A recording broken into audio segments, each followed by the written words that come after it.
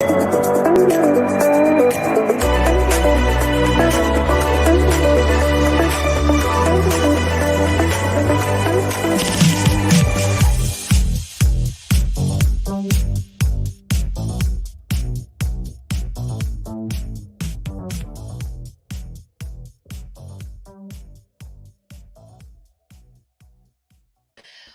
to the Growth Over Grades podcast, where we talk about education ideas and topics that matter most to our Spaces educator community.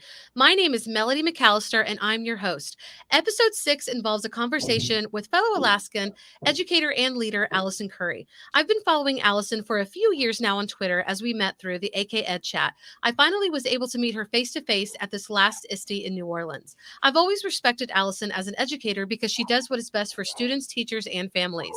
She leads by a true example, even if or when her opinion is unpopular. On this episode, she is going to share her expertise in competency-based education and how it can help students in the middle school or junior high years. By the end, you'll have some actionable steps to get started if competency-based education aligns to your goal as an educator, and you'll have a new person to add to your professional learning network. Allison, it's so good to see you again. How are you, and can you tell us a little bit about your background? Thanks for that warm welcome. Wow, I'm feeling a little verklempt. All that good stuff. Are you sure you're talking about me? It's completely true. I cleaned it up because I cuss a little bit, but you know, like what I say, you don't take what from anybody. No, we tell it like it is. True. That's why we're such good friends, right? So yeah, I'm a native of Fairbanks, Alaska, and grew up here. Went to K-12 here, and I actually teach at the middle school that I went to, which is kind of a cool, thing. I started teaching in 1998. I went to UAF, University of Alaska Fairbanks, for my bachelor's.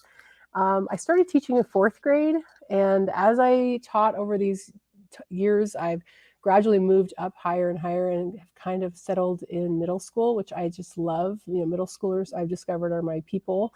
I'm married to a retired military aviator who's now a football coach. And I have 2 girls of my own. So just loving being at this school and teaching middle school these days. That's wonderful. I teach English, by the way. Yeah. Nice. So you teach English, but you started in elementary, you said, and middle schoolers are your people. Yes, for sure. Well, I taught in elementary, and I actually spent the last 5 years teaching in a K-8, but I was teaching the 6th, 7th, and 8th graders. And so I love that environment because it has all the good parts of elementary and all the good parts of middle school all wrapped into one. And also I loved teaching middle schoolers in a self-contained environment because they're mine all day. And I'm their social studies teacher, and I'm their English teacher, and I'm their math teacher. And so I can really bring and weave all those things together when you have them all day, and you only have 26 brains to worry about as opposed to 130. Tons of planning, right? But I really felt like relationships are the key to good teaching, and I feel like that K-8 environment is a fabulous place to really get into your craft and learn about kids and just make a big difference. So now I'm in a regular middle school, 6th, 7th, and 8th grade, and I teach the 6th graders. And I'm teaching English, which is my main area of endorsement. So if I'm going to teach anything, I'll probably teach English or social studies. And it's nice. I mean, I like teaching the same thing all day. I really feel like I can go deeper because I'm only really planning one thing, but I'm planning it really, really well. And 6th graders are just fabulous. I love them. I can't get enough 6th graders. They're great little people.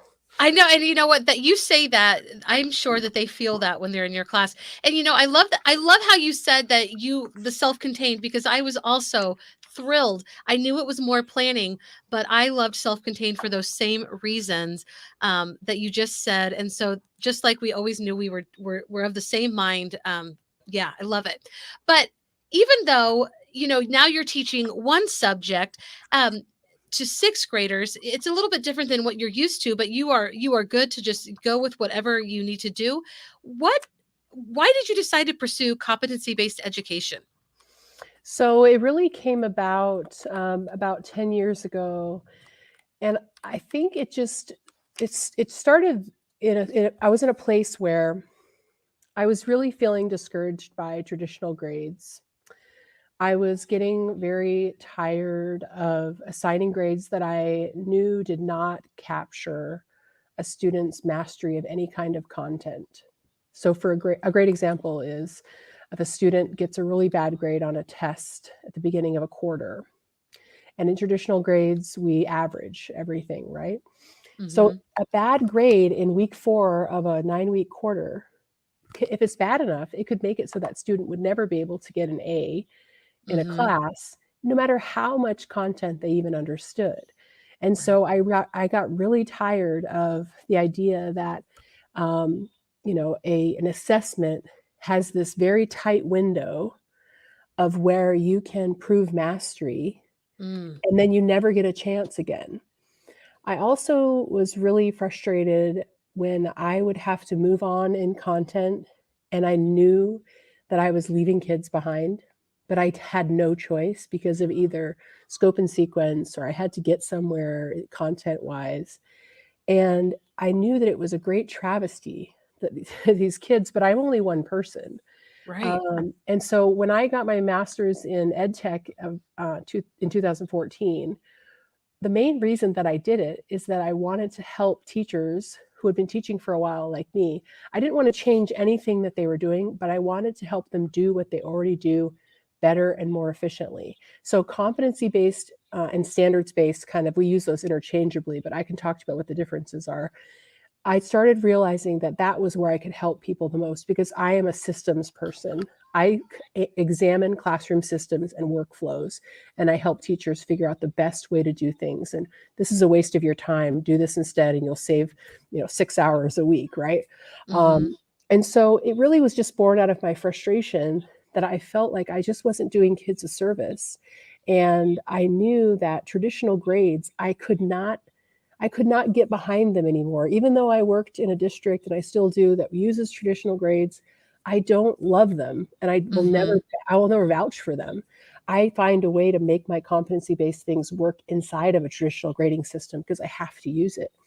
But I cannot get behind a system that uses a 100-point grading scale where 60% of it is dedicated to failure. Mm.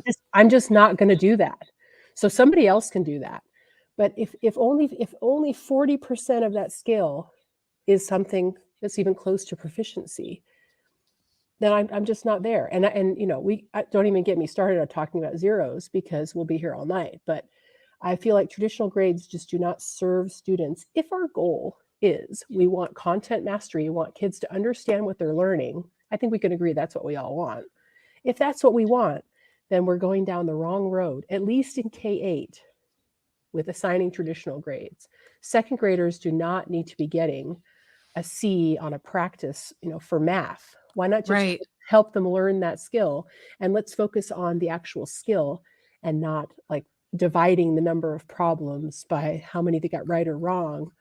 It's not worth it. Exactly. Yeah, And it seems a little archaic at this point in time, like, right, especially with the tech that we have right. and the ability to meet, our students' needs in a more personalized way.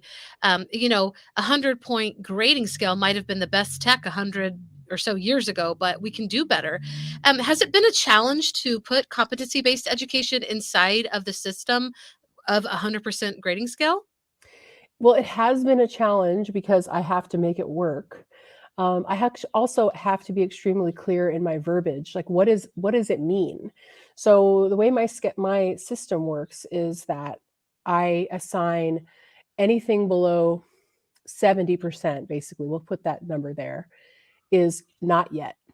Mhm. So, and in order to talk about this, we have to talk about what a competency is. So a Mhm. competency, people think of standards based and competency based as being the same thing, but they're not. A learning standard, is something very specific and it's a content based skill. So a Mhm. student can summarize a text at a fifth grade level. That's a standard. Okay. But a competency is when you take different skills from either different content areas or different modalities within a content area and you bake them into a little cake. And when the student can do all the things in that little cake, that's a competency. So in ELA, we have lots of different kinds of standards. We have language standards, we have reading standards, we have writing standards, we have speaking standards, we have vocabulary. And so you might take a few standards from each of those areas and bake them into a little competency, tie it up with a bow in a nice little neat sentence. The Mm. students know what it is. So, for example, they might have to um, summarize a text, but then they have to present it in a certain way using a certain multimedia tool. So you're not only just using the actual standard of the reading standard or the comprehension, it's actually the speaking part comes to it too. So you're actually covering a lot more bases because those competencies, there's not a ton of them.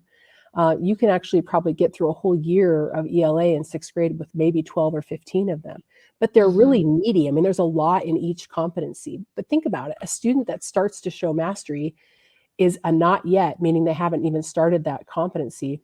Once they've started showing or trying to show mastery, then they're between that 70 and 80 scale, and that's called emerging. So Mm-hmm. when parents look at the grade book and they see a 70, that means that the student has started on that mastery, on that competency. When they get close to from emerging, they move on to mastery. That means they've mastered the standard, but the students can also move back, or sorry, so it was emerging, approaching, mastered. Mastered is a 90. So if you have a Right. 90 in the grade book, that tells a parent that student has mastered that competency. But they can actually go to 100 if they become an expert. And what an expert has to do is create some sort of artifact that I can use as a resource for future students. So, Right. There right. you go. So the students help me build resources, and it can be anything. It can be an online resource, flashcards. It can be a video that they've explained. They could make something that I can just share with other kids. Then you can go from expert. Now, a lot of kids don't want to go from mastery to expert. They're happy having 90s because what is a 90? It's an A. And what is Mm-hmm. 100? It's an A. So for kids that are really still wanting to have those letter grades, and parents too, it works because they're happy just having something being mastered. And if they have an 80, that means they're just really close. Maybe they've done all Mm-hmm. the work except for the presentation part. So they're very close to the mastery, but the kids know what the competencies are. The parents know what the competencies are. And this is so Right. powerful, but the biggest challenging hurdle is that if I'm the only one doing it, Mm. then it really doesn't make sense because I'm not speaking the same language as everybody else. And it also sometimes makes it hard where people are saying, well, this teacher is using this method. Why aren't you using this method? Why are you still, Mm. So I mean, I feel like teachers have a lot of autonomy, and that's the Right. biggest hurdle for me because I wish that I could just wave a magic wand and make everybody want to give up traditional grades, but it's never going to happen. So all I can do is talk about it, model it, help people start very small and just build on until it's something that maybe we can all end up using. How have parents responded to it? Like after a year of their students being in your class, what do they say? Well, I used it last year with sixth, seventh, and eighth graders with English. So just with ELA and math, I Mm-hmm. decided to leave science and social studies alone and have them still be a linear content area because we're moving through time or we're moving through physical science. So it didn't make sense to do competencies. So I just did, and I'm only one person. So ELA Right. and math. But the parents loved it because they felt like there wasn't that kind of pressure that they had to, because one mom told me that this was the first year she hadn't been chasing her kid around with papers, just papers Wow. everywhere, trying to find papers. Where's this assignment? I lost it. Oh, I got a zero. Mm. That kind of nonsense has no place anymore. We don't need it because think Right. about it. If you give a student a paper and they lose it and you give them a zero, are you reporting back on their ability to do anything? Mm. No. You're grading them on their ability to keep track of a paper. And and Exactly. and I don't know what standards you're working under, but I've never seen that as a state Right. standard. So either we figure out a different way to have kids show mastery in a more authentic way and put the onus on them. Right. I just really think that parents love it because it's so crystal clear. And they're not saying, well, you turned something in late, so there's 10 points off and you should have had an A, but you have a C, and now I'm mad. And the kids are like, yeah, but it has nothing to do with whether I know what a molecule is. you know Right. so That's where I think that the wires get twisted sometimes. Is the parents like it, but it can be super hard to manage at the classroom level. So I get all sides. Right. And but I like how it takes the punitive side out. Again, that might have been the technology 100 years ago, but we can get beyond that now, and we Hmm. don't need papers now. And chasing kids around, I mean, that is, that's something that we parents know that is real. Hmm. Um and I didn't prep you with this. Um but what have your students said? Well, I mean, it's usually very good things. What's funny is that when we start doing this kind of learning, some kids really have a hard time, and it's because they've never ever Mm, really had to think about their own learning. There has never been any kind of metacognition in their life at all, and it is uncomfortable to be able to say, because I don't know if you know this, but there are kids that can get through school playing that game of school yes. and get very, very far, not having very much to show for it, but they are able to play the system so that they can just get by. And when you start focusing on competencies, it's the ultimate truth test. But there is no punitive measure. It's not like you're going to get this punishment if you don't master this competency. And I think people sell kids short where they think, well, if they don't have to master a competency, they're not going to do it. It's absolutely not true. And here's why. Kids love gamification. Yes. So they love levels, right? So they look at competencies like levels, and it drives them nuts if they haven't gotten to the next level, right? So Mhm. when I first started doing CBL in the classroom, and I just did it in English, I just started with little mastery tasks, and they would go nuts for them because they wanted to master it and do the next one like it was a level of a video game. And I never even Right. thought that would be the thing. But everybody was like, well, they're not going to do those because there's no grade. And I'm like, I bet you they will. And they did. So I think we sell kids short sometimes, and they surprise me every day. It's why I still do this, because I never really know how things are going to turn out, but I love experimenting and trying things Yeah. on real human children. That's what I do, right? Right, right, and we know now that grades are actually the biggest deterrent of students learning or mastering anything. So you've kind of probably talked about this a little bit, but what has been the greatest reward of competency-based learning or education? So there basically are two rewards. One of them is focused on me, and one of them is focused on my students. But one is that I feel like it has helped me so much interpret and understand content better. Mm, I feel like as a teacher, there are very various levels of content mastery within teachers, right? Some mhm, teachers don't know their content very well, and some people do. When you teach in competencies, you have to know what kids are supposed to learn. right. And you also get really good at prerequisites. You get really good at knowing, well, in sixth grade they should know this, but I also know in fifth grade they learned this, or they should have. Mhm, yeah, So you are able to, because when you build those competencies, you want to look at where they're coming from and where they're going next, right? That's always a good way to do your planning. yeah, And so I'm always amazed at how knowledgeable I've gotten just on my content area and how all those pieces fit together when I had to go and create these little competencies and put them together in these little cakes. So that's what I always think about as a cake, right? You're baking all these ingredients together. oh god, now I'm Um, hungry. you know, my my Somebody bring me a competency cake. cake. I know my after I retire, I'll just open up a bakery. I'll call them competency cakes. I Um, like it. but then the other reward is just students, and I've had students say, well, last year I had a kid say to me, a seventh grader in math, that this was the first year he felt like he ever really ever learned math. Mm, And it was, and I asked him why, and he said, it's because you told me what it was I was learning. mm, And I'm like, wow, like I feel like I didn't really do that, but it was because he knew exactly which skills he was working on and how right, what he needed to do to get there. And competency-based learning takes a lot of conferencing. You're always talking to kids because you have to give them lots of feedback. So if you're in a large classroom with a lot of kids, it really can be a huge barrier because you're spending so much time in conference. right, You want at least conference with every student, once a week. And if you have mhm, 28 kids, you know, right. it makes it very, very difficult. So that's kind of one of the big one of the barriers I probably should have talked about. But yeah, for students, it's just them coming back to you and saying, "Wow, like I didn't know that I could do this much." But there Mhm. wasn't a ceiling there, so I just kept going. That's what Right. I love. And I didn't prep you with this question either, but I'm going to ask because I just love this. But like, was there somebody that helped you discover competency-based education, or did you just like happen upon it because you were looking for answers? Well, I mean, my friend Twitter helps me with a Okay. lot of things.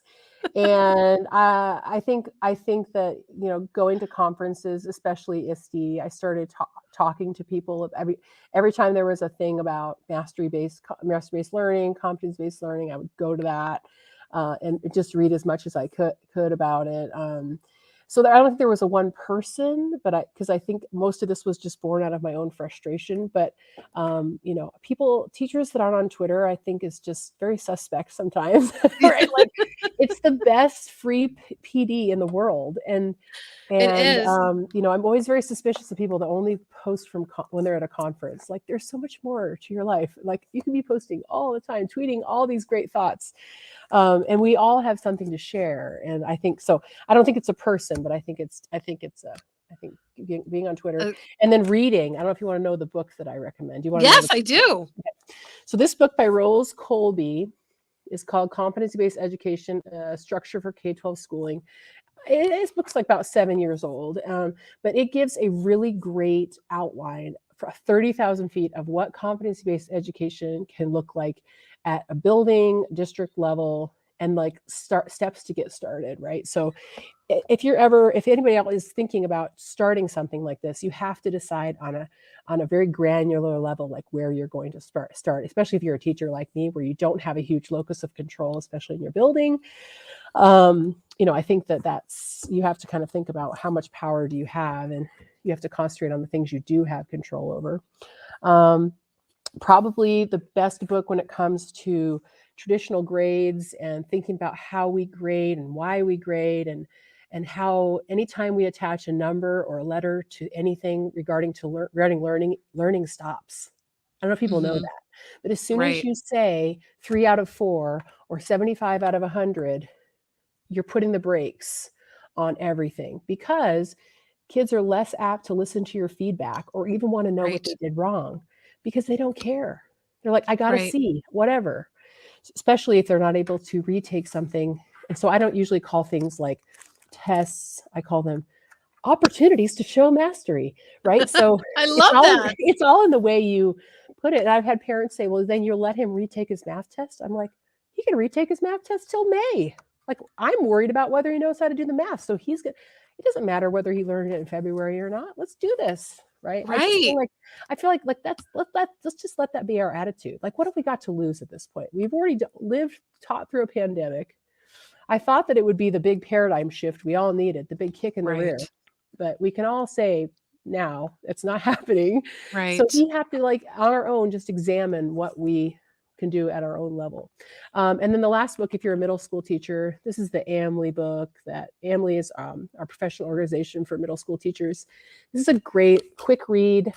But if you teach at a middle school and you haven't read this book, you should, because it talks about how not only can we, in a building in a middle school, you can still hold kids accountable, but it's all about your culture and your relationships.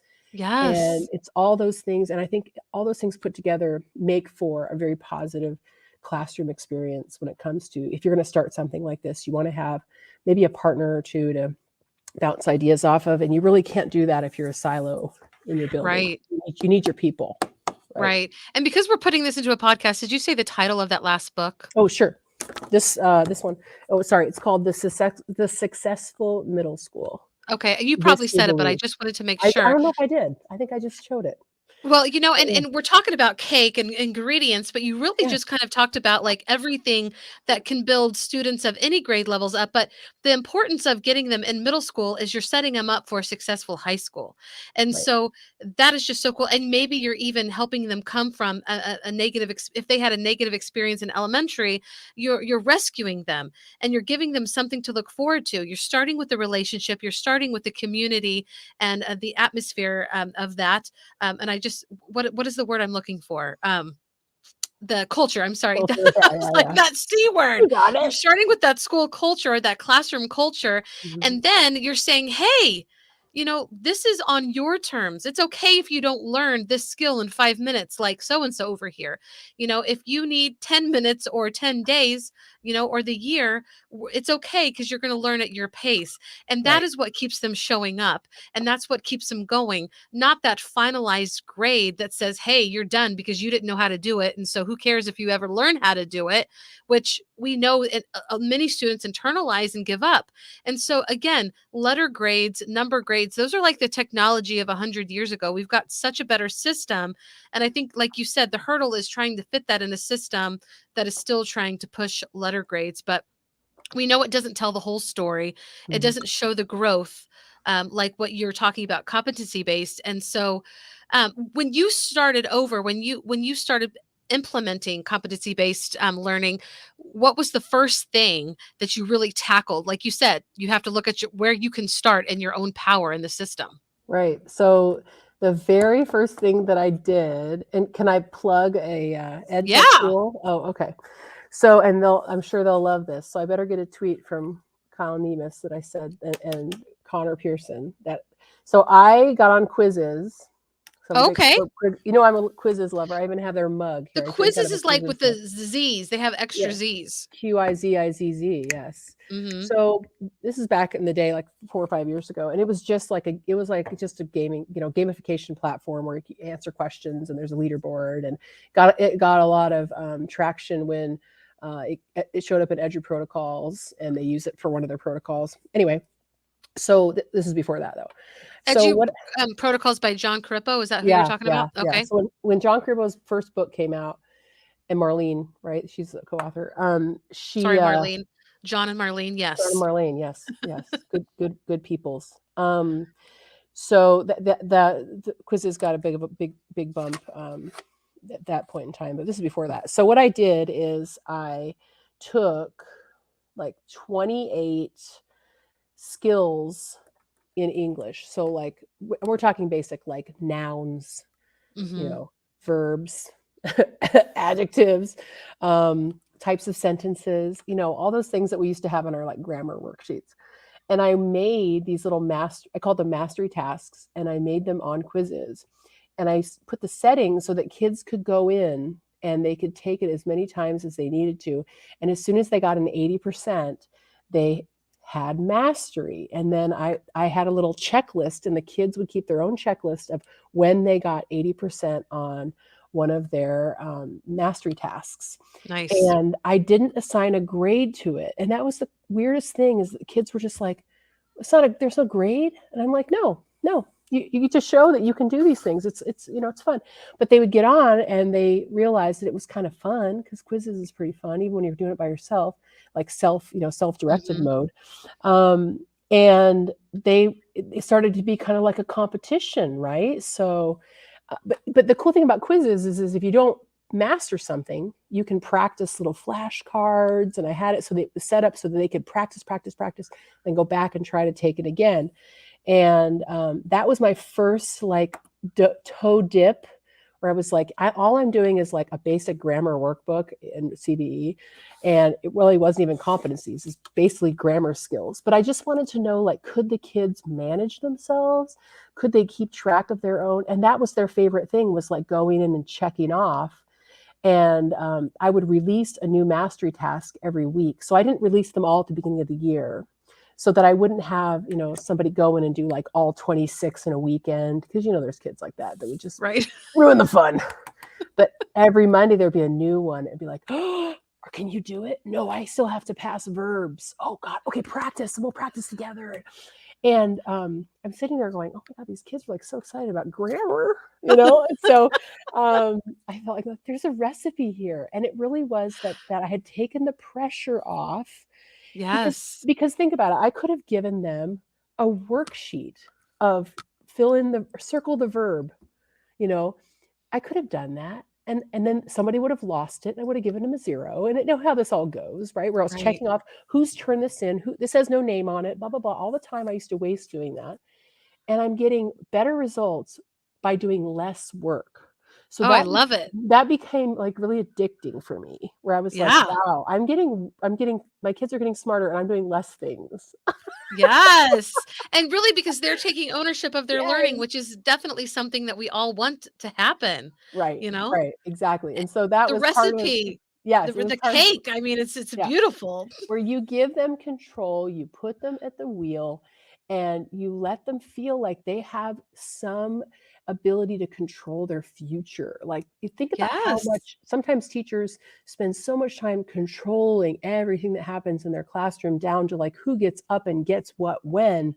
Right. And kids get so conditioned to not doing anything unless a person tells them to. So then Right. that transcends into their learning, where it's like, well, I don't want to learn this unless someone tells me to, right? So it's Right. like once you tell them that they have control over, well, if you're ready for the next mastery task, go for it. And Okay. you're modeling the process as you're teaching it because Right. you started small. You didn't overhaul your whole system. You Right. got better at it as you went. You watched your students grow. You watched what worked and what didn't work, and you were able to, iterate, the process, and then you were able to make it a system that worked for you and your students. So that's pretty amazing, actually. And I feel like as educators, that's what we should be doing. The punitive actions that we take, the conditioning that we do, that is definitely part of the traditional system that really does keep students inside of the box. And we know that 21st century skills, we're here, guys. Like, we need our students to build on what we need now, not what was, technology then. Yeah. So I really appreciate this conversation so Yeah. much, and we've Yeah. we've gone past our normal time, and I want to respect your time so much. But you're not just an amazing educator when it comes to competency-based education.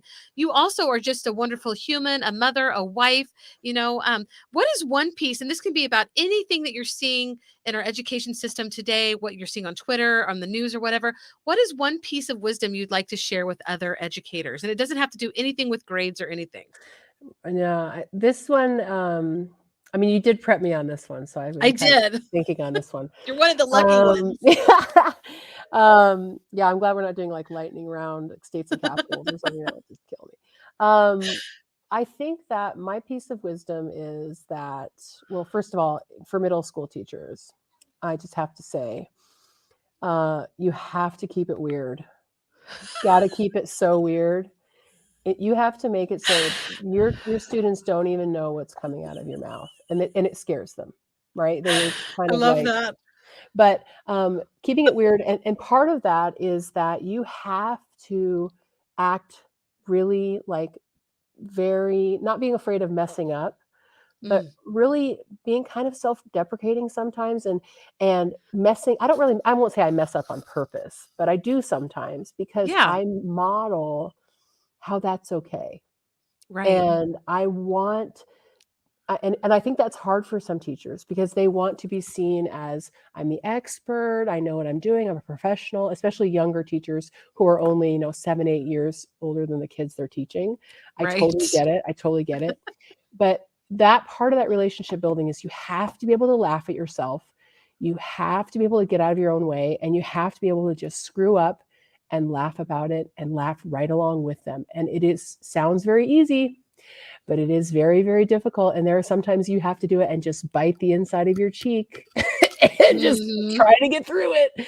But it will pay off for you in spades, because if students see that you're vulnerable and that you're willing to make mistakes and that you're not perfect, and we didn't even talk about my daily affirmation we say in here, but oh my gosh, that's right, part of what we say every day is we are not perfect, and this space is not perfect, and it's not going to be perfect, but we have the responsibility to start somewhere and continue to grow. And so we go into it thinking that we're not perfect. And I always tell my students that if you're perfect, you're scaring me. Like, right. I want you to be not perfect. I want you to mess up. So I think teachers, just no matter how old you are, even if you've been doing it a long time, just laugh at yourself, mess up, and just laugh right along with them, Right. because don't take yourself so seriously. I love that. And perfection is really not the end what we're looking for. Just like, this, when we're really showing growth over time and over grades, we're looking at the process, not the end product. So perfection, you can kiss our whats. We don't want you. We just want the growth, all right? And we want to be better Uh, every day for ourselves. And agreed. I love your affirmation. So when I write about this, I'm going to include this in the show notes because Okay. it is an amazing affirmation that you and your students wrote together, or did you? I wrote it. I actually adapted it from something I saw at ISTE this summer that Oh was my just gosh. Well, do very you want to share it right now? well. I'll share it with you, and Okay. you can put it in your show notes, so I have to I'll grab it. put it in Yeah. my show I mean, notes. I don't want to recite it right now, Okay. but You've anyway, worked a long it'll be day. in the notes. Yeah. Yes, and for those who are watching the replay, Allison has worked an entire day, so she is joining me after a day. I'm back from a vacation, from Labor Yeah. Day, so this is pretty amazing that you're here. You look beautiful and you're Thank so you. articulate. It's amazing. But thank you, Allison, for joining us today. It has been such a treat and an honor, and I'm so glad that not only do I get to follow and learn from you, that I actually get to call you friend now. That's one of the Oh, best things about this. And if thank you are looking you. for an educator community to where Allison and I are both members, I would love to, and I'll put this on the screen. Please join us at facebook.com/groups, spaces edu. I'm putting that on the screen. And we would love to talk about, keep the conversation going there. Also, if you want to follow Allison on Twitter, she is at Allison and capitalize ETEC. Make sure that you add her to your PLN. We are so appreciative. And if you're looking for ways for feedback, and Allison touched on this, but the more kids you have, the harder it is for feedback. Please check out SpacesEDU.com because we have a great way to help facilitate feedback, even with a large amount of students and a short amount of time. But we love you guys. Thank you for all that you've done, especially for those middle school teachers. You guys are you are a foundational piece of our education system. So please take care of yourselves, and we'll see you on the next episode. Bye, everybody. Thanks, everybody.